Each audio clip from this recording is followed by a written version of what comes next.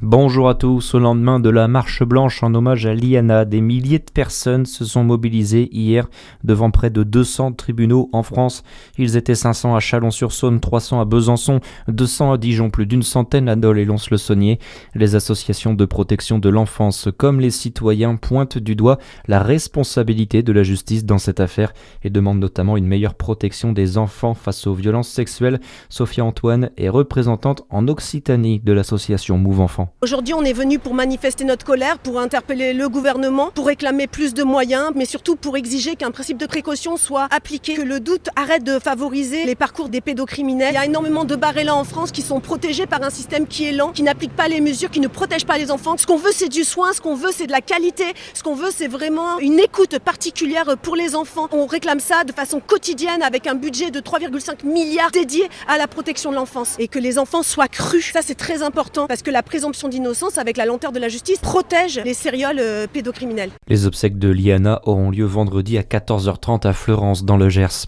Dans votre région, la battue citoyenne pour retrouver Aude Fagot dans le Haut-Doubs n'a rien donné. Hier après-midi, plus de 250 personnes venues du département mais aussi du Jura et de Côte-d'Or ont ratissé plus de 3 km² en compagnie des gendarmes de Pontarlier.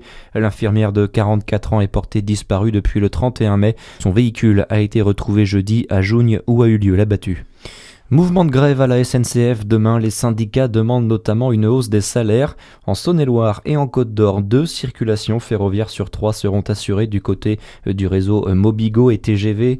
En revanche, la ligne Paris-Dijon-Lyon doit subir des premières perturbations dès aujourd'hui. À Pouilly-Français, au sud de Besançon, un couple d'agriculteurs s'attaque à l'État pour mauvaise administration après l'abattage de leur cheptel lors de l'épidémie de dermatose nodulaire.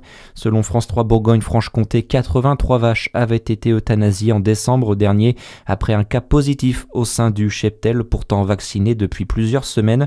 Une première plainte visant les ministères de l'Intérieur et de l'Agriculture a été classée sans suite fin mai. L'avocate du couple prévoit de saisir la Cour européenne. La démarche a reçu le soutien de nombreux syndicats agricoles français et européens. Un nouveau lynx remis en liberté dans le Jura. La préfecture de la région Bourgogne-Franche-Comté l'a annoncé hier. Ce mâle avait été percuté par une voiture en mars dernier.